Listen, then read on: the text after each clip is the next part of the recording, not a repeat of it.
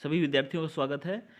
ग्राम पंचायत अधिकारी की तैयारी के लिए हम आपको ये सेकेंड क्लास दे रहे हैं। इससे पहले फर्स्ट क्लास में हमने आपको सिलेबस बताया था ग्राम पंचायत अधिकारी का, और क्वेश्चंस बताए थे हमने आपको डिस्क्रिप्टिव फॉर्म में। आगे उसी की चलेंगे। स्वतंत्रता प्राप्त के बाद की पंचायती राज व्यवस्था कैसी थी, ये देख रहे हैं। तो स्वतंत्रता बाद के पश्चात 2 अक्टूबर 1952 को सामुदायिक विकास कार्यक्रम लागू कर इसमें ग्रामीण विकास की सभी गतिविधि को ग्राम पंचायत की सहायता से लागू करने का प्रावधान इसमें शामिल किया गया। कब? 2 अक्टूबर 1952 को। देखिए, वर्ष 1957 में क्या हुआ? बलवंत राय मेहता समिति का गठन हुआ।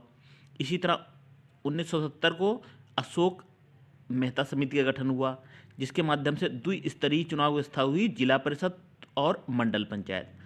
कालांतर उसके बाद पंचायती राज व्यवस्था में कई समितियां बनी, जिसमें देखेंगे हनुमंत राय समिति बनी, जेवी राय समिति बनी, एल.एम. सिंघवी समिति बनी, केंद्र राज्य संबंधों पर सहकारिता आयोग बना 1983 को। इस तरह से पी.के.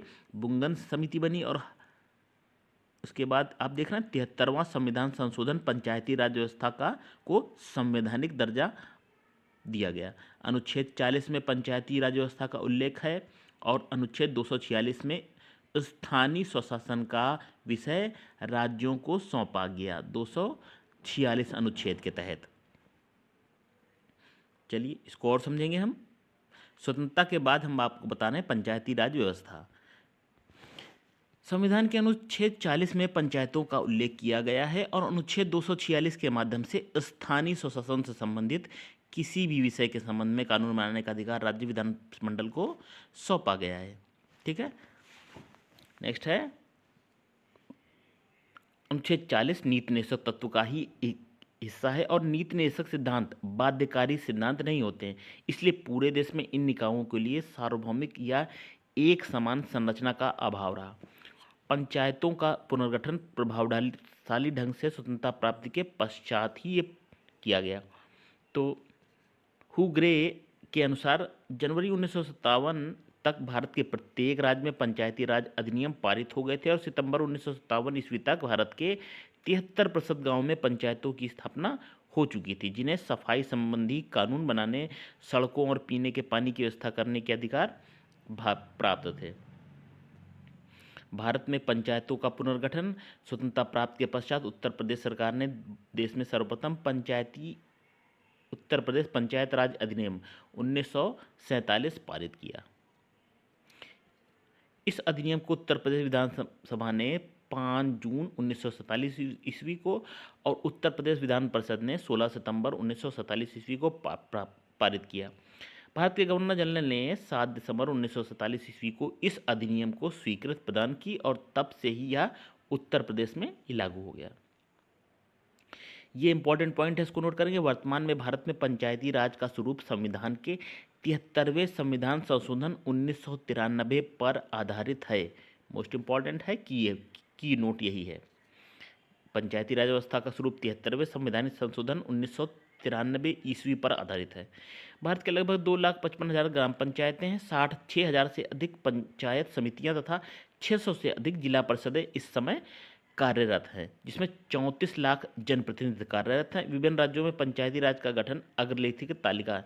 तो विभिन्न राज्यों में तालिका के माध्यम से देख सकते हैं स्थिति विभिन्न राज्यों की। तो ग्राम पंचायत, क्षेत्र पंचायत और जिला पंचायत, ठीक है। यूपी का देखते हैं, उत्तर प्रदेश का त्रिस्तरीय है ही है, ग्राम पंचायत, पंचायत समिति और जिला परिषद। ये त्रिस्तरीय पंचायत व्यवस्था है। कहीं कहीं जैसे द्विस्तरीय, जैसे मणिपुर में द्विस्तरीय है, ग्राम पंचायत है और जिला पंचायत है। बाकी हर जगह त्रिस्तरीय है। कौन सा? ग्राम पंचायत होती है, फिर पंचायत समितियां होती, फिर जिला परिषद होती हैं। ठीक है,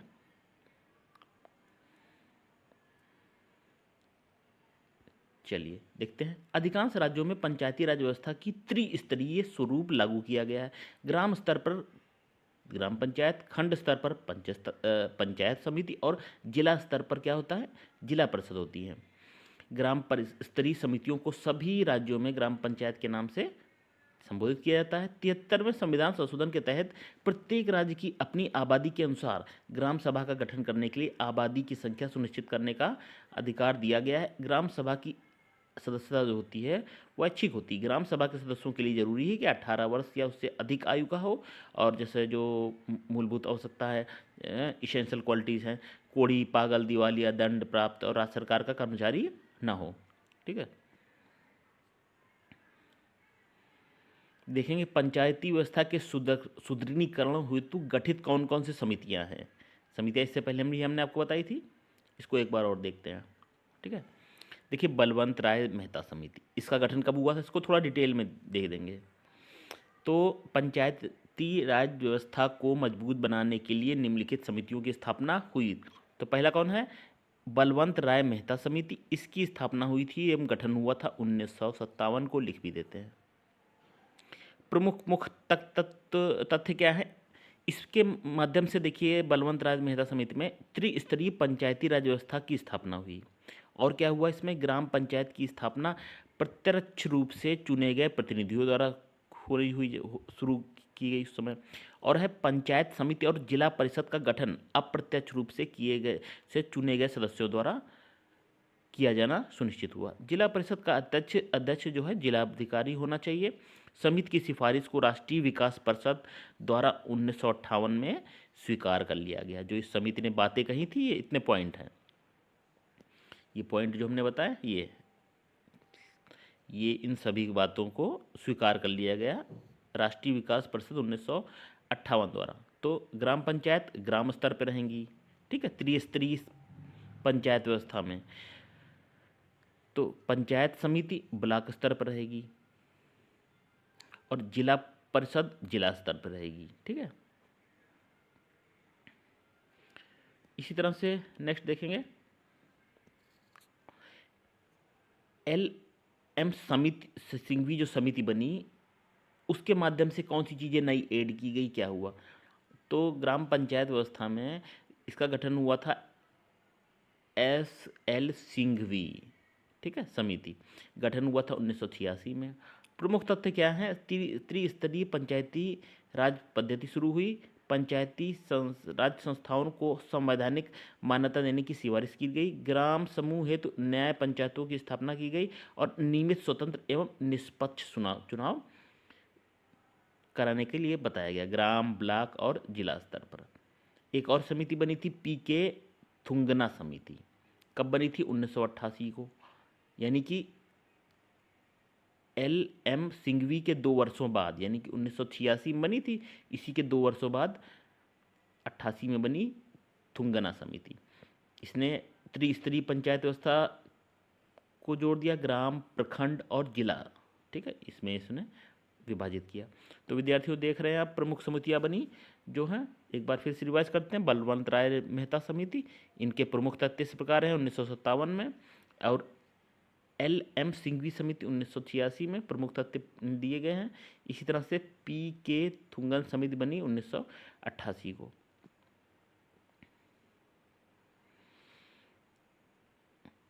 और नेक्स्ट देखते हैं अशोक मेहता समिति। अशोक मेहता समिति ये भी है, 1970 में इसका गठन हुआ। इसके प्रमुख तथ्य क्या थे, द्विस्तरीय पंचायती राज पद्धति के विषय में इस समिति ने बताया। ठीक है, और इस अपनी रिपोर्ट 1978 में पेश की। तो अशोक राय मेहता ने 1970 में जो द्विस्तरीय पंचायती व्यवस्था, जैसे द्विस्तरीय पे जिला परिषद और मंडल पंचायत। ठीक है, नेक्स्ट देखिए JV राय समिति भी गठित की गई थी पंचायती राज व्यवस्था के स्वरूप प्रदान करने के लिए। गठन कब हुआ था इसका, 1985 में हुआ था। ठीक, इसके तथ्य क्या हैं, केंद्र व राज्य सरकार की योजनाओं का विकेंद्रीकरण किया इस JV राय समिति ने। और इस समिति ने पंचायती राज व्यवस्था को बिना जड़ की घास कहा था। इंपॉर्टेंट हो सकता है, बिना जड़ की घास कहा था किसने, JV राय समिति ने। जिला विकास आयुक्त के पद के सृजन की सिफारिश की थी।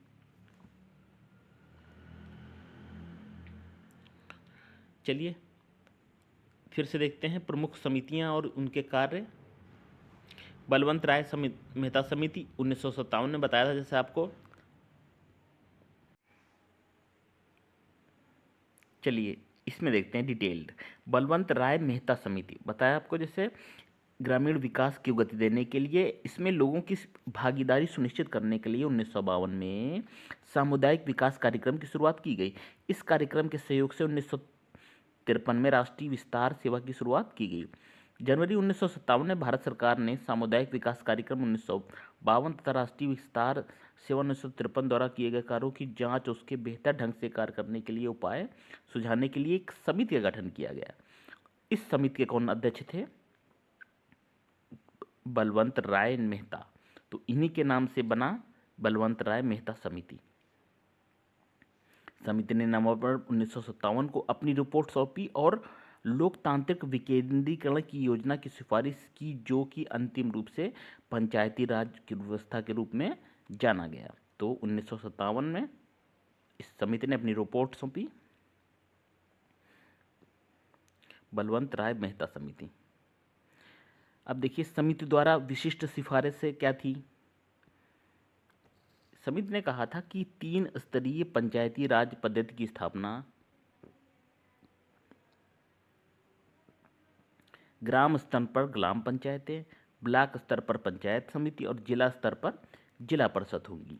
ग्राम पंचायतों की स्थापना प्रत्यक्ष रूप से चुने गए प्रतिनिधियों द्वारा होना चाहिए, जबकि पंचायत समिति और जिला परिषद का गठन अप्रत्यक्ष रूप से चुने गए सदस्यों द्वारा होना चाहिए। सभी योजना और विकास के कार्य इन निकायों को सौंपे जाने चाहिए तथा इन निकायों को पर्याप्त स्रोत मिलने चाहिए ताकि अपने कार्यों की और जिम्मेदारियों को संपादित करने में समर्थ हो सकें।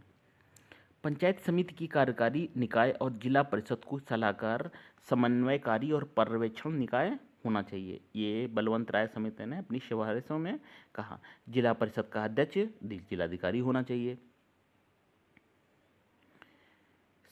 समिति की इन सिफारिशों को राष्ट्रीय विकास परिषद द्वारा जनवरी 1958 में स्वीकार किया गया, लेकिन परिषद ने कोई एक निश्चित फॉर्मेट तैयार नहीं किया और इसे राज्य पर छोड़ दिया कि वे जिस तरह से चाहें इसको लागू कर दें।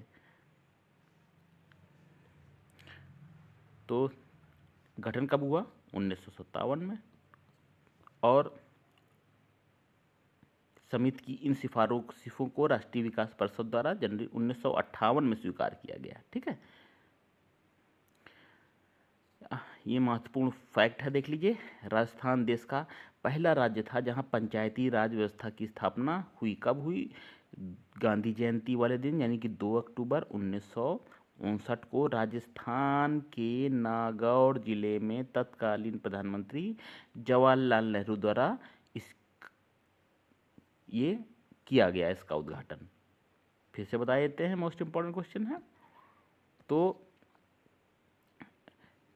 2 अक्टूबर 1959 को राजस्थान के नागौर जिले में तत्कालीन प्रधानमंत्री जवाहरलाल नेहरू द्वारा पंचायती राज व्यवस्था की स्थापना की गई। तो ये राजस्थान में की गई, इसका उद्घाटन राजस्थान में हुआ। 1960 के दशक के मध्य तक बहुत से राज्यों ने पंचायती राज व्यवस्था संस्थाएं स्थापित कर दिया, लेकिन चूंकि केंद्र सरकार ने इसका कोई निश्चित ढांचा नहीं बनाया था, इसलिए राज्यों ने इसे अपने अपने तरीके से इसको लागू किया। चलिए और देखते हैं। अपने अपने तरीके से लागू किया क्योंकि केंद्र सरकार ने निश्चित एक इसकी रूपरेखा नहीं बनाई थी। जैसे जैसे राजस्थान ने त्रिस्तरीय पद्धति अपनाया, तमिलनाडु ने अपनाया द्विस्तरीय पद्धति, पश्चिम बंगाल ने 4 स्तरीय पद्धति अपनाई।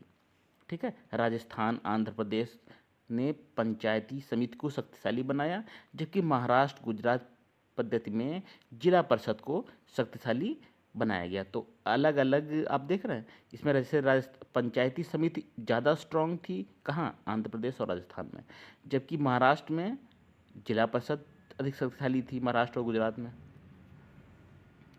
चलिए बलवंत राय मेहता समिति के बाद देखते हैं अशोक मेहता समिति को। अशोक मेहता समिति दिसंबर 1970 में जनता पार्टी की सरकार ने अशोक मेहता की अध्यक्षता में पंचायती राज संस्थाओं पर एक समिति का गठन किया। इसने अगस्त 1978 में अपनी सौंपी और देश में पतनोन्मुख पंचायती राज पद्धति को पुनर्जीवित और मजबूत करने के लिए 132 सिफारिशें की थी। ठीक है, अपनी रिपोर्ट 1978 में सौंपी थी। ठीक है, और इसका गठन कब हुआ था? 1977 में अशोक मेहता समिति का गठन 1977 में। इसकी कुछ बातें देखिए क्या थी अशोक राय मेहता समिति की 1977 की। त्रिस्तरीय पंचायती राज्य पद्धति को द्विस्तरीय पद्धति में बदलना चाहिए। जिला स्तर पर जिला परिषद, उससे नीचे मंडल पंचायत, जिसमें 15,000 से 20,000 जनसंख्या वाले गांव के समूह होने चाहिए। राज्य स्तर से नीचे लोक निरीक्षण में विकेंद्रीकरण के लिए जिला ही प्रथम बिंदु होना चाहिए। जिला परिषद कार्यकारी निकाय होना चाहिए व राज्य स्तर पर योजना और विकास के लिए जिम्मेदार बनाया जाए। अपने आर्थिक स्रोतों के लिए पंचायती राज संस्थाओं के पास कर लगाना की अनिवार्य शक्ति हुई। इंपॉर्टेंट पॉइंट है। न्याय पंचायत की इस विकास पंचायत से अलग निकाय के रूप में रखा जाना चाहिए। एक योग्य न्यायाधीश द्वारा इसका निर्देशन किया जाना चाहिए। ये तो प्रमुख बातें नहीं किसकी? अशोक मेहता समिति की। ठीक है, चलिए अभी थोड़ा सा और पॉइंट है, इनको भी देख लेते हैं। तो अशोक मेहता समिति में क्या है? हाँ, पंचायती राज संस्थाओं के मामलों में देखरेख के लिए राज्य मंत्रिपरिषद में एक मंत्री की नियुक्ति होनी चाहिए और पंचायती राज भंग होने की स्थिति में 6 महीने के अंदर चुनाव करा जाने चाहिए। और पंचायती राज संस्थाओं को संवैधानिक मान्यता दी जानी चाहिए। इससे उन्हें उपयुक्त हैसियत के साथ ही सतत संक्रिया का आश्वासन मिलेगा। उस समय की जनता पार्टी सरकार के भंग होने के कारण केंद्रीय स्तर पर अशोक मेहता समिति की सिफारिश नज़रअंदाज कर दी गई। फिर भी 3 राज्य कौन कौन से थे? कर्नाटक, पश्चिम बंगाल और आंध्र प्रदेश ने अशोक मेहता समिति की सिफारिशों को ध्यान में रखकर पंचायती राज संस्थाओं के पुनरुद्धार के लिए कुछ कदम उठाए। तो कर्नाटक, पश्चिम बंगाल और आंध्र प्रदेश ने इनको फॉलो किया, अशोक मेहता समिति की सिफारिशों को। चलिए GV.K. राव समिति के विषय में देखते हैं। तो पंचायती राज व्यवस्था से संबंधित जो GV राय समिति, इसने ग्रामीण विकास एवं गरीबी उन्मूलन कार्यक्रम की समीक्षा करने के लिए योजना आयोग द्वारा 1985 में GV.K. राव की अध्यक्षता में एक समिति का गठन किया गया। इन्होंने पंचायती राज को बिना जड़ का घास कहा। GV.K. समिति ने क्या कहा इसको? ये इंपॉर्टेंट है। बिना जड़ का घास किस समिति ने कहा? GV.K. समिति ने। पंचायती राज पद्धति को मजबूत और पुनर्जीवित करने हेतु विभिन्न सिफारिशें की, जो बहुत हद तक अशोक मेहता समिति की सिफारिशों के समान थी। तो इनकी जो सिफारिशें थी लगभग वही थी जो अशोक मेहता समिति ने कही थी। क्या प्रमुख बातें थी? जिला स्तरीय निकाय अर्थात जिला परिषद को लोकतांत्रिक विकेंद्रीकरण में सर्वाधिक महत्वपूर्ण स्थान दिया जाना चाहिए।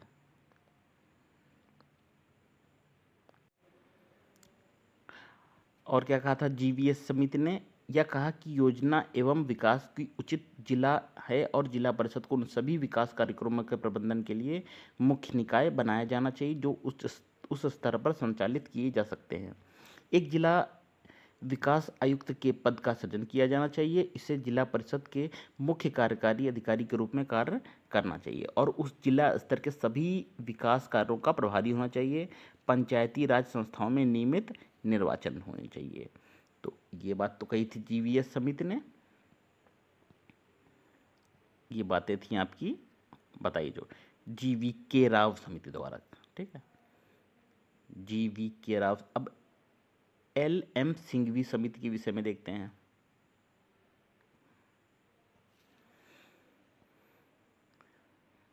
एक साल बाद 1986 में, ठीक है, GV.K. समिति के बाद LM सिंघवी की समिति।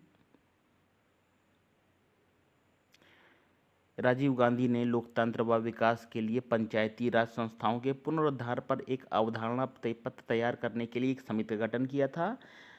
इसे कहते थे LM सिंघवी की अध्यक्षता में किया गया। इसमें क्या क्या प्रमुख बातें थी? इसमें सबसे मुख्य बात पंचायती राज संस्थाओं को संवैधानिक रूप से मान्यता देने की बात कही थी, और क्योंकि इसे अब तक संवैधानिक मान्यता नहीं मिला हुआ था, इसने पंचायती राज विकास के नियमित, स्वच्छ और निष्पक्ष चुनाव करने के लिए संवैधानिक उपबंधन बनाने की सलाह दी थी। गांव के समूह के लिए न्याय पंचायतों की स्थापना की बात कही थी। ग्राम पंचायतों को ज़्यादा व्यवहारिक बनाने के लिए गांव का पुनर्गठन किया जाना। इसमें ग्राम सभा की महत्ता पर भी जोर दिया गया और इसमें प्रत्यक्ष लोकतंत्र को मूर्ति बताया। गांव की पंचायतों को ज़्यादा आर्थिक संसाधन उपलब्ध कराए जाने चाहिए। नेक्स्ट कौन सी समिति है? पीके थुंगन समिति है। ठीक, 1988 में संसद की सलाहकार समिति का एक उप समिति पीके थुंगन की अध्यक्षता में राजनीतिक और प्रशासनिक ढांचे की जांच करने के लिए उद्देश्य से जो कमिटी गठित की गई उसको कहते थे पीके थुंगन समिति। इस समिति ने पंचायती राज व्यवस्था को मजबूत करने के सुझाव दिए। कुछ प्रमुख सुझाव इसके इस प्रकार थे। तो पीके थुंगन समिति की प्रमुख बातें देखेंगे। इन्होंने कहा था कि इन्होंने भी पंचायती राज संस्थाओं को संवैधानिक मान्यता की बात कही थी। इन्होंने गांव, प्रखंड और जिला स्तर पर त्रिस्तरीय पंचायती राज को उपयुक्त बताया। जिला परिषद को पंचायती राज व्यवस्था की धुरी होना चाहिए। जिला परिषद का मुख्य कार्यकारी पदाधिकारी जिले का कलेक्टर बनाया जाना चाहिए, जो बात पहले बताई जा चुकी थी। पंचायती राज संस्थाओं को 5 वर्ष का निश्चित कार्यकाल होना चाहिए। नेक्स्ट है पंचायती राज पर केंद्रित विषयों की एक विस्तृत सूची तैयार करनी चाहिए, इसमें संविधान में समाहित करना चाहिए। पंचायती राज के तीनों स्तर पर जनसंख्या के हिसाब से आरक्षण की व्यवस्था होनी चाहिए। महिलाओं के लिए भी आरक्षण की व्यवस्था की बात इस समिति ने की थी।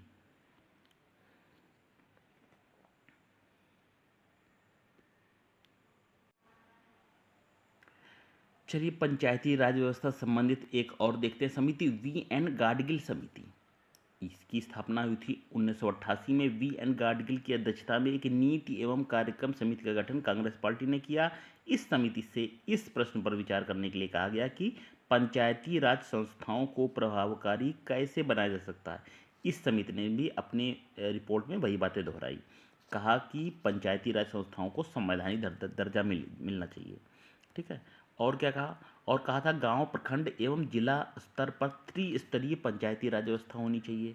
और इसने वही बातें कही थी, पंचायती राज संस्थाओं का कार्यकाल 5 वर्ष सुनिश्चित कर दिया जाए।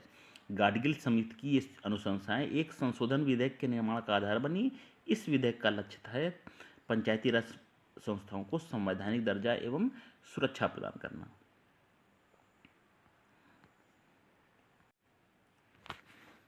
चलिए विद्यार्थियों, इस पर नजर डालेंगे। पंचायती राज व्यवस्था का संवैधानिक आधार, जैसे हमने आपको बताया कि 73वां संविधान संशोधन अधिनियम 1992 के तहत ये प्रमुख विशेषताएं हैं इसमें दी हुई हैं। क्या विशेषता है? अधिनियम के तहत संविधान में 11वीं अनुसूची की शामिल की गई। इसके तहत क्या हुआ? 73वें संविधान संशोधन अधिनियम 1992 के तहत पंचायतों में कुल पदों का 1/3 महिलाओं के लिए आरक्षित है, आरक्षित किया गया है। और क्या प्रमुख विशेषता है? पंचायती संस्थान का गठन 73वें संविधान संशोधन 1992 के द्वारा किया गया। इस अधिनियम द्वारा पंचायतों के गठन को संवैधानिक मान्यता प्रदान की गई। यह अधिनियम 24 अप्रैल 1993 को प्रभाव में आया था। 73वें संविधान संशोधन अधिनियम 1992 द्वारा संविधान के भाग 9 जोड़ा गया, जो ग्राम पंचायतों के विषय में उल्लेख करता है। अगला है भारत की वर्तमान पंचायत राज व्यवस्था इसी 73वें संविधान संशोधन के 1992 के तहत है। मोस्ट इंपॉर्टेंट फैक्ट है। और है 11वीं अनुसूची में 29 कार्यात्मक विषय शामिल हैं। ये तो रहे आपके आधार पंचायती राज व्यवस्था के। इसकी स्क्रीनशॉट ले सकते हैं आप। प्रमुख बिंदु हमने आपको बता ही दिए, प्रमुख बिंदु। ठीक है, 1/3 महिलाएं हैं। ठीक, और इसको 73वें संविधान संशोधन शामिल किया गया और 1993 24 अप्रैल 1993 को ये प्रभाव में आया था। 11वीं अनुसूची में 29 कार्यात्मक विषय शामिल हैं। चलिए विद्यार्थियों, कुछ MCQ आपको दे देते हैं हम। इन्हीं जो हमने अभी बताया पढ़ाया आपको डिटेल में, इसी पर आधारित।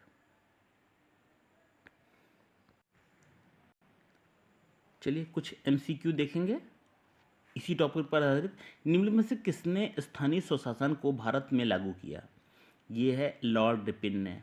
लॉर्ड रिपिन ने सबसे पहले स्थानीय स्वशासन को भारत में वर्ष 1882 में लागू किया।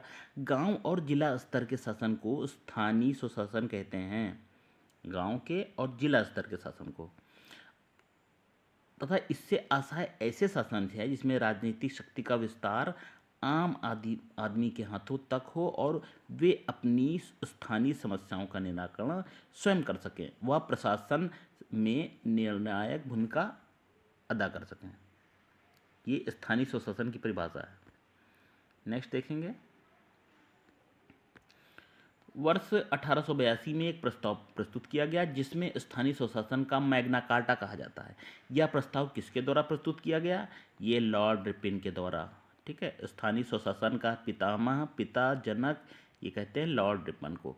तो 1882 में एक प्रस्ताव पारित किया गया जिसमें स्थानीय स्वशासन का मैग्ना कार्टा कहा गया। यह पहला अवसर था जब स्थानीय स्वशासन का निर्वाचित निकाय अस्तित्व में आया। यह प्रस्ताव लॉर्ड रिपन के द्वारा पारित किया गया। स्थानीय शासन का जनक किसे कहा जाता है? बताया आपको, लॉर्ड रिपन को कहा जाता है। नेक्स्ट है, किस अधिनियम के तहत स्थानीय स्वशासन का हस्तांतरित विषय सूची में रखा गया? इसमें ये होगा आपका 4 नंबर, ए होगा भारत शासन अधिनियम 1919। भारत शासन अधिनियम 1919 के तहत स्थानीय स्वशासन को हस्तांतरित विषय सूची में रखा गया था। 1935 के भारत शासन अधिनियम के तहत इसे और व्यापक व सुदृढ़ बनाया गया और आज़ादी के बाद 2 अक्टूबर 1952 को देश के 55 विकास खंडों में सामुदायिक विकास कार्यक्रम की शुरुआत कर पंचायती राज की पृष्ठभूमि तैयार की गई। वर्ष 1992 में संविधान में 73वें व 74वें संशोधन कर भारत में स्थानीय स्वशासन को संवैधानिक दर्जा दिया गया। ठीक है, मोस्ट इंपॉर्टेंट पॉइंट है, नोट करते रहिए। वर्ष 1992 में संविधान में 73वां और 74वां संशोधन किया गया और स्थानीय स्वशासन को मजबूती दी गई और संवैधानिक दर्जा दिया गया। तो आप देख रहे हैं भारत सरकार शासन अधिनियम 1919 के तहत हस्तांतरित विषय सूची में इसको रखा गया था। चलिए कुछ और देखेंगे प्रश्न, नोट करते रहें। स्थानीय स्वशासन का सर्वोच्चतम व्याख्या यह की जा सकती है कि यह एक प्रयोग है, लोकतांत्रिक विकेंद्रीकरण का प्रयोग है। ठीक है, इसका प्रमुख उद्देश्य होता है स्थानीय जनता को विकास में जन भागीदारी और लोकतांत्रिक विकेंद्रीकरण को इसमें सुनिश्चित करना है। इसी तरह सफलतापूर्वक कार्य हेतु पंचायती राज व्यवस्था को पूरे सहयोग की जरूरत पड़ती है। स्थानीय जनता की पंचायती राज व्यवस्था के अंतर्गत स्थानीय जनता की पूर्ण सहयोग की जरूरत पड़ती है। इस व्यवस्था का मुख्य लाभ यह है कि ग्रामीण जनता की पहुंच शासन तक हो जाती है। ठीक है, नेक्स्ट देखते हैं। भारत में पंचायती राज प्रतिनिधित्व करता है कौन? देखिए, पहली बात तो पंचायती राज व्यवस्था में शक्ति का विकेंद्रीकरण होता है, ये पहला पॉइंट है। और लोगों की भागीदारी तो होती है और सामुदायिक विकास, इसके मतलब सभी है। तो ये विशेषताएं हैं पंचायती राज व्यवस्था की: शक्ति का विकेंद्रीकरण, लोगों की भागीदारी, सामुदायिक विकास, और भारत में पंचायती राज इन तत्वों का प्रतिनिधित्व करता है। नेक्स्ट देखते हैं, किसने यह विचार प्रतिपादित किया था कि प्रत्येक गांव पंचायत का गणराज्य होगा? ये कहा था गांधी जी ने। गांधी जी मत ने यह विचार प्रतिपादित किया था, बताया था कि प्रत्येक गांव पंचायत का गणराज्य होगा। इनकी ग्राम विकास की अवधारणा में ग्राम सबसे महत्वपूर्ण अंग है। गांव के विकास के लिए बिना भारत का विकास संभव नहीं है, ये कहा था गांधी जी ने। नेक्स्ट देखते हैं, लोकतंत्र की प्रथम पाठशाला माना जाता है स्थानीय स्वशासन को, बी। चलिए नेक्स्ट देखते हैं, शहरी विकेंद्रीकरण आयोग की स्थापना कब की गई थी? शहरी विकेंद्रीकरण आयोग की स्थापना हुई थी 1907 में। इस आयोग के अध्यक्ष थे हॉब हाउस एवं 5 अन्य सदस्य थे। आयोग का मुख्य कार्य था कि विकेंद्रीकरण करके अथवा न करके सरकारी व्यवस्थाओं को सरल बनाया जा सकता है अथवा नहीं।